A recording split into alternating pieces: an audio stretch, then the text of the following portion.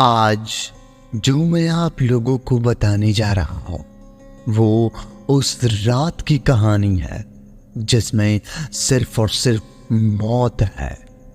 तो चलिए बिना किसी बात के कहानी को शुरू करते हैं। जैसी जैसी रात होती गई पूरा वातावरण भूतिया सा लगने लगा, जिसके कारण था कि कई चीजों के एक साथ होना। कहीं दूर से आती उल्लू की कूकू की आवाज, तो कहीं से कुत्तों की रोने की आवाज जो काफी डराने वाली थी। एक तो ठंड का मौसम, उसमें से भी घना कोहरा जो अंकड़ के साथ सिरहन के साथ पैदा कर रहा था। जैसे जैसे सन्नाटा बढ़ता गया मैं अपने कंबल में सिमटता गया।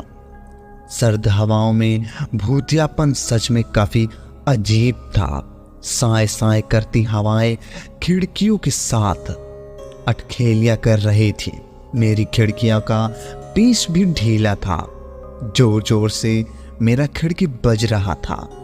ऐसा मालूम पड़ रहा था जैसे जबरदस्ती उसे खोलने की कोशिश कर रहा। मुझे उस तरफ देखने में भी हिम्मत नहीं हो रही, फिर भी मुझे कभी नजर आ जाती तो ऐसा लगता कोई खिड़की के पास खड़ा मुझे देख रहा है, और फिर मैं डर से अपनी नजर फेर लेता। खिड़की के पास खड़ी एक परछाई मुझे बार बार घूरे जा रही थी।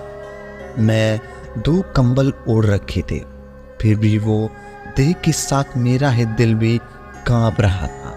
फिर अचानक से मुझे अजीब सी खुशबू आने लगी जिसमें एक नशा घुला था, लेकिन डर इतना था कि वो खुशबू से भी डर लगने लगा। फिर हा की हंसने की आवाज आई, साथ में पायल का छन छन और कंगन के खन खन। फिर क्या, एक लड़की का बड़े प्यार से मुझे बुलाना, दीपक आंखें खोलो, देखो मैं आ गई, मुझे प्यार करो दीपक, मैं यहाँ हूँ, भूल गए मुझे। पायल, कंगन और उस लड़की की आवाज मुझे इतना बेचैन कर रही थी कि मैंने जोर से अपना कान हाथ से दबा लिया। फिर ये आवाज मेरे कानों में गूंजती रहे। क्या कहूँ, उसकी हंसी मेरी सांसों को रोक रही थी और उसका नाम लेकर बुलाना मेरी धड़कन। समझ नहीं आ रहा था कि ये कौन है और मुझे कैसे जानती है। धीरे धीरे वो आवाज मेरे तरफ बढ़ने लगी। मेरी सांसें ने रफ्तार पकड़ ली। धड़कन अपना गति भूल गया और दिमाग सोचना भूल गया। वो आवाज एकदम से मेरे करीब आ चुकी थी। अब क्या होने वाला था मेरे साथ मुझे खुद नहीं कुछ पता था।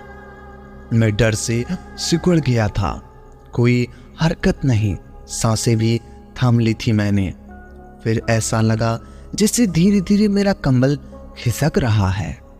मैंने कंबल खींचकर फिर ऊपर की। थोड़ी देर बाद फिर ऐसा ही हुआ।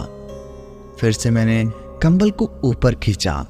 3-4 बार ऐसा ही होता रहा। मेरे कंबल का खिसकना बार बार मुझे कंबल ठीक करना। मैंने जोर से कंबल पकड़ लिया ताकि अब ना खिसके, लेकिन क्या कहूँ, फिर से कंबल खिसका और मैं उसी कंबल को संभाल नहीं पाया। ऐसा लग रहा था कि किसी ने अचानक से कंबल खींच दिया हो, लेकिन डर की वजह से मुझे कुछ एहसास नहीं हो रहा कि मेरे साथ क्या हुआ है। मैं अचानक से सोते सोते फूलों के बागों में कैसे पहुंच गया, जहां रंग बिरंगे फूल थे। कहीं चिड़ियों के चहचहाना था, कहीं फूलों की तितलियां थी। बहुत खूबसूरत दृश्य था और चारों ओर बिखरी मदहोश करती खुशबू मेरे अंदर ही चाहत सा जाग रही थी। उन खूबसूरत दृश्य को देख मैं अपना सब कुछ भूल गया। मैं कौन हूँ, यहाँ क्या कर रहा हूँ, सब कुछ मुझ पर प्यार का नशा छाने लगा। हवाओं की संगीत का राग छेड़ा, दिल में सितार बजने लगे ऐसा लगा दिल में किसी की तार छेड़ दिया हो। फिर दिखाई दी खूबसूरत सी लड़की। मैंने एक गहरी निगाह से उसे डाली। क्या कहूं, सुरहारी गर्दन, चौड़ी ललाट, सलज लोचन और मनोहरी चितवन मुझे बेकाबू कर रही थी। आंखें नीली झील जैसी जिसमें डूब जाने का मन हो। उसके होंठ जैसे नशीली शराब जिसे पीने का मन हो। उसकी रेशमी बालों का क्या कहना, लहरा के काले बादलों छा गए हो।